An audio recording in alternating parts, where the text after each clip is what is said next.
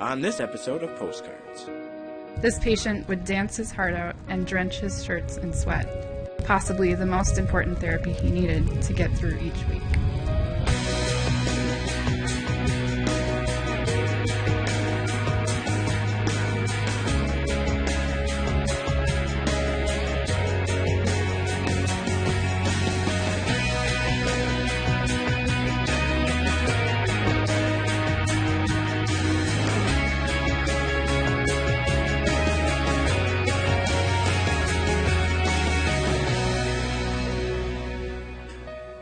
This program on Pioneer Public Television is funded by the Minnesota Arts and Cultural Heritage Fund with money from the vote of the people of Minnesota on November 4th, 2008.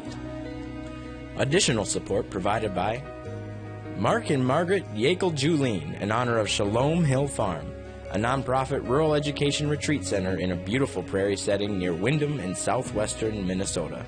ShalomHillFarm.org. The Arrowwood Resort and Conference Center, your ideal choice for Minnesota resorts, offering luxury townhomes, 18 holes of golf, Darling Reflections Spa, Big Splash Water Park, and much more.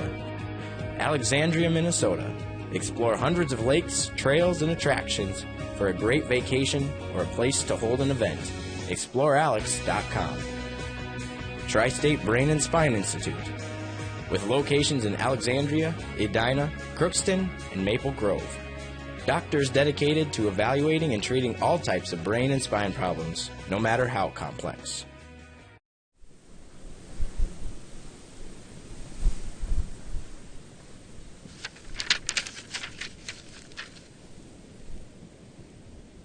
Here's a monument to Charles H. Morrison, born in 1860, died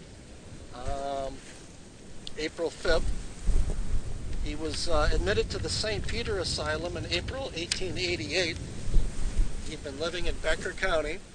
He was single and a farmer and was among the first group of patients admitted to the Fergus Falls State Hospital when he was transferred from St. Peter. He's listed in the 1900 and 1905 census as living at the Fergus Falls State Hospital, and he died here in 1909. And that's all we know about him. That's a typical story. Basic, maybe an occupation, where they were born, what they were admitted for, and that's it.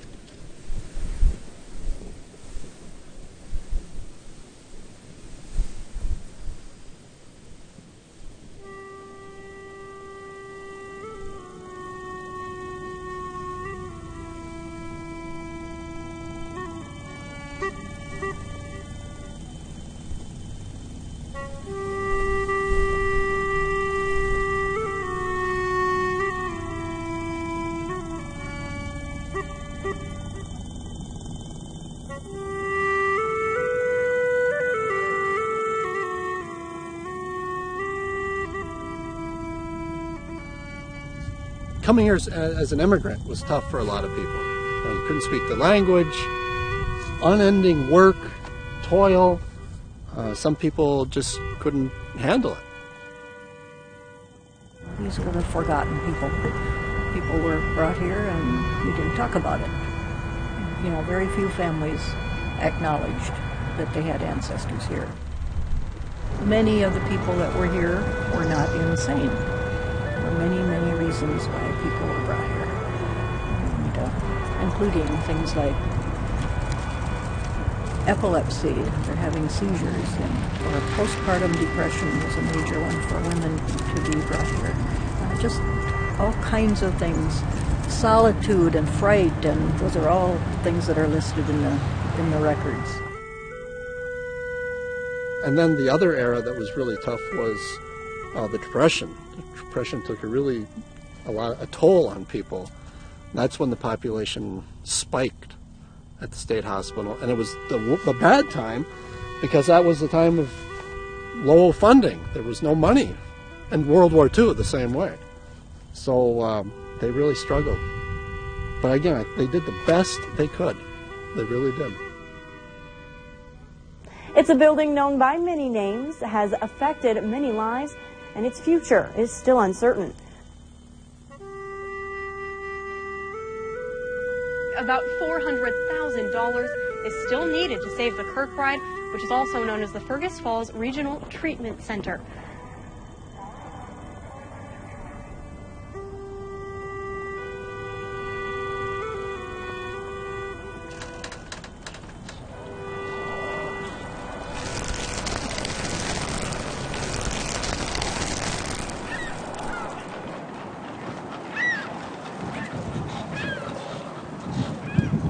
Look it up in the dictionary. Asylum means refuge or sanctuary. Important words, right?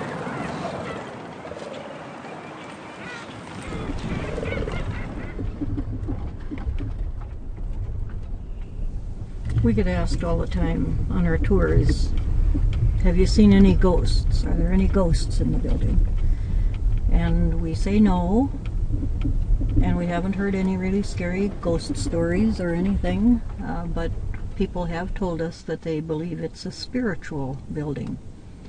And I believe that there are spirits in the building. And I mean, why wouldn't there be after well over 100 years? Anyway, on our tours, when we get that question, I say, I believe that there are spirits here, and they're probably saying, just go away, leave us alone, let us rest in peace. The corners represent the tile floor in the building. There are pictures interspersed. The colored squares around represent the colors in the fireplaces. And of course the main building.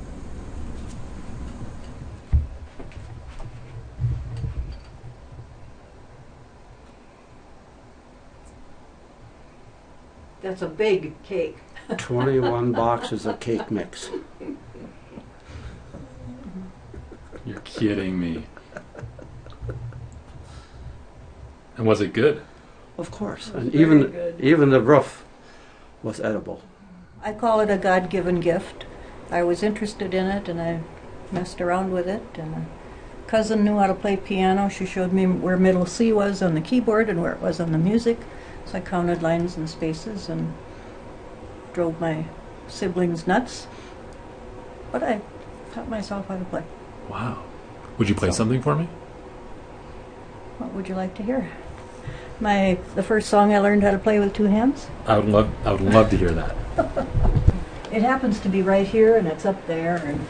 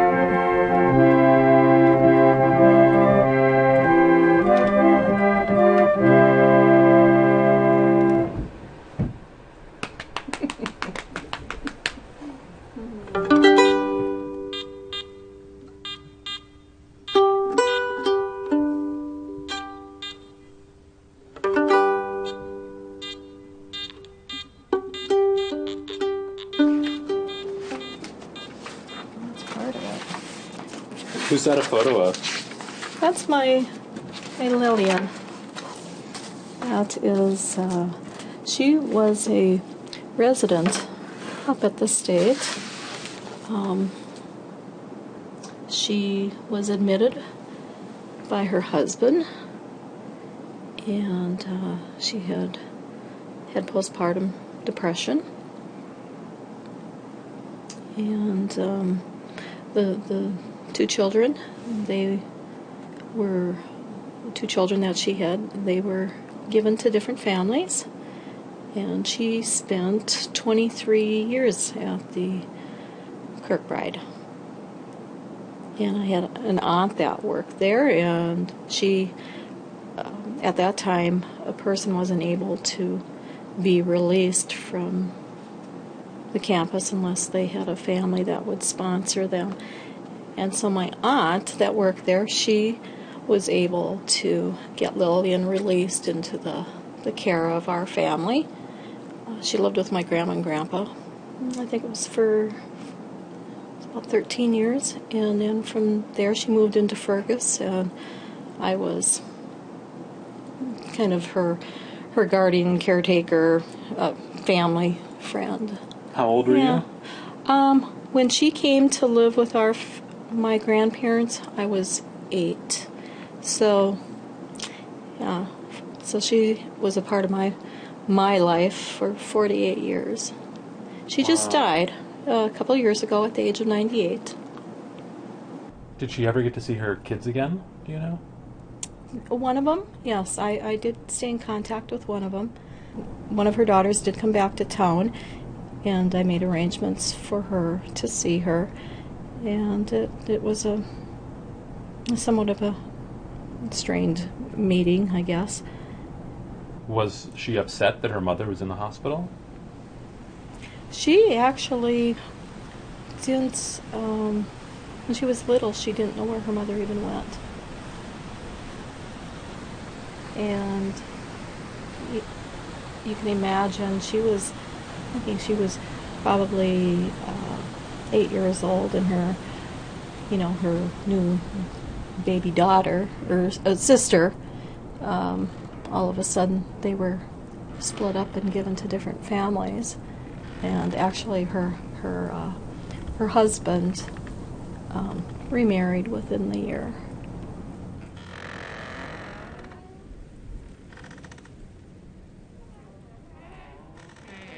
And so, do you feel like that by saving the building, you're holding on to her memory too? Not only hers, but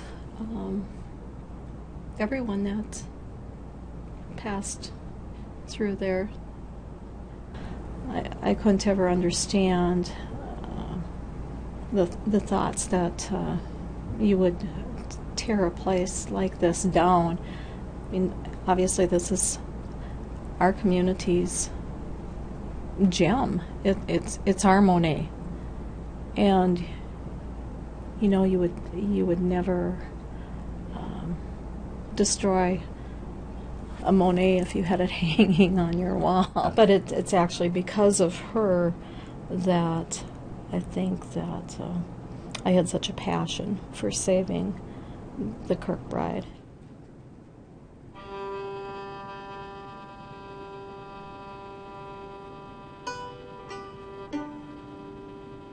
I would say most of the guys that were here were displaced from an agricultural background, there was hard times in them days, It's a whole different line of thought. A lot of these patients, I think, I've had a little bit of this trait myself. I think they could communicate better with the livestock than they could with a person, Now right in here, this is where the hog barn's set. And that place, the sows would lay in there, and the guys would stand there and scratch their back, and they were just spotless. The whole barn was just spotless, These horses, you could come up here in the winter, and the patients, or the people that lived here, I don't know what you're supposed to call them, but anyway, the horses just shined. They were brushing them and currying them, and their feet were always nice. I remember it like it was yesterday,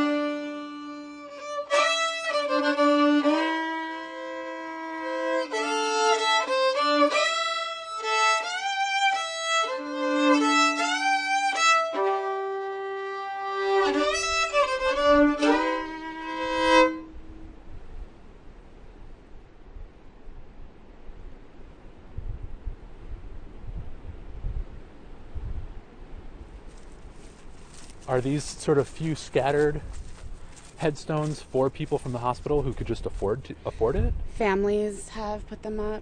The story is that they actually had grave marks out here, but then they melted them down for the metal. Oh, so they were made of iron and maybe had their names or numbers on them or something? Yep.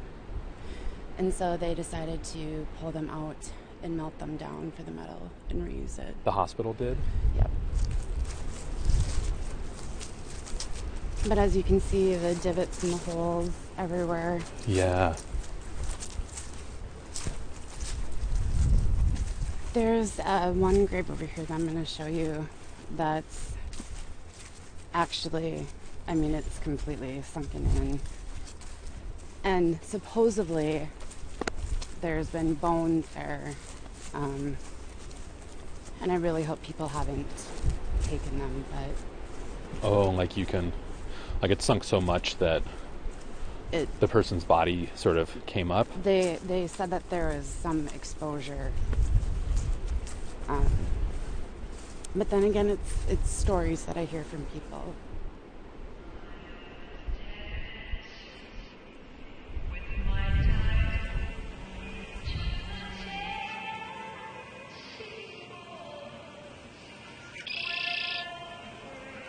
I should have bought my witching. Your what? Well, the guy that had been working on the poor farm cemetery, he witches, or what's the other word? Divining. Yeah. Divining for graves. You walk over a body, and well, it's actually just two metal clothes hangers. And you just hold them very loosely in your hand, and you walk over a grave. They'll cross in like this. When he gets past the body, we'll go back to parallel straight ahead. Sounds like voodoo, doesn't it? No, he's doing that with the Poor Farm Cemetery too. Doing using his divining rods, witching to find the spots. And and as a historian, I'm skeptical, but boy, it sure seems to work. I'm always thinking I would like to verify that through the use of ground-penetrating radar or something, but it's hard for me to explain, but I've had many people just swear by using their metal rods to determine not just water, but also where bodies are and the sex of the body. I'm not a physics major, but when you do a body, it has to do with the bone marrow. Well, we'll see how tall this guy is.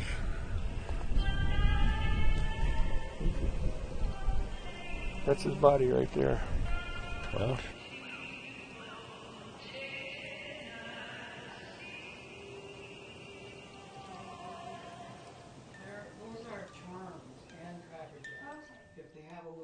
How do you think your time working at the state hospital has influenced the work that you make now? You're looking at it. Because I found out that there's no rules. Normal. There's no such thing as normal. There's no such thing as boundaries in the thought world. How many years did you work there? Almost 30. Wow. 29.4. Some of the people that I worked with were made up of different pieces. Kind of staff as well. They were 2 different people, 3 different people. Sometimes, who are you? You were nice the other day, and then all of a sudden, boom. But some of the clients, I thought they were reincarnated spirit, highly advanced spirits for us to take care of, for our training. A lot of people saw themselves as their job. And there were a lot of rules and regulations and stuff. And I wasn't all that good at it. But I would have fun with the patients. They would stay in their office and you would go out and actually hang out with people. I would take them outside and I would get blamed for trying to get out of chores or something. Oh, really? But then I had one of the supervisors, Kirk here, the only one around here that actually are friends with these people. They had fear, they had love, they were more accepting than any of the staff were of anything. And they had desires and stuff, but all of it couldn't be expressed in our way. Right, in a normal sense. Right. So. And then there was Wally. And this is Wally. And he was a pipe smoker.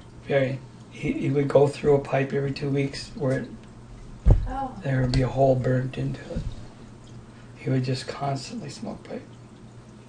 And he'd have one extra with him in case it burned out. Oh, and that's what that is. That's what it is. Oh, that's. I was so proud of him because he says, I'd never drawn a face before. I can't do that. I said, look, all I did was start the chin. Really? All I did, this is your chin. Oh, I see. And then I said, I'll let you take care of it. Put smoke in it with your pipe. That's all I said. Oh, he was a cat collector. They weren't allowed in, but he had a furrow skid row cardboard box cat community with doors, windows, water, cat food, and that he had built. He had built it, but the thing is he'd be sitting there, and all of a sudden a cat would walk out of the woods. Oh, hi there, honey. He had an affinity for him, and it was just amazing to see how he could do that. He was very high level. He loved to work. He loved to help people. I remember one time he was mowing one of the staff's lawn. He mowed the garden down.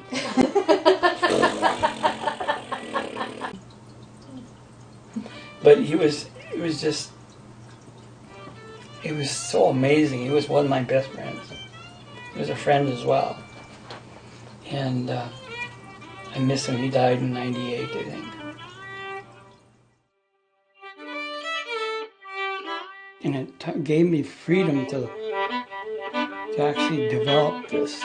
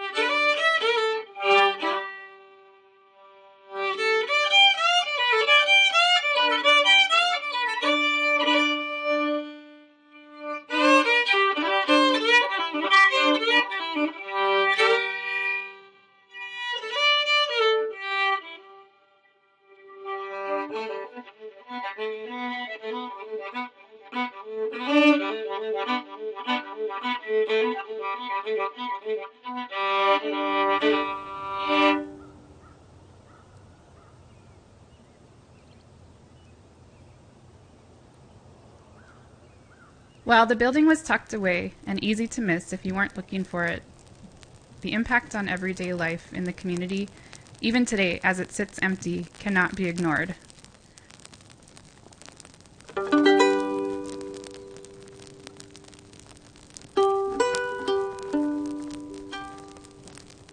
Former hospital workers still gather annually to remember their lives in this self-sustaining community, which had its own auto shop, beauty salon, underground tunnels, and parades. One even remembers a regular saying of one of her patients, "I'm going to kill myself, but first I'm going to dance." This patient would dance his heart out and drench his shirts in sweat, possibly the most important therapy he needed to get through each week.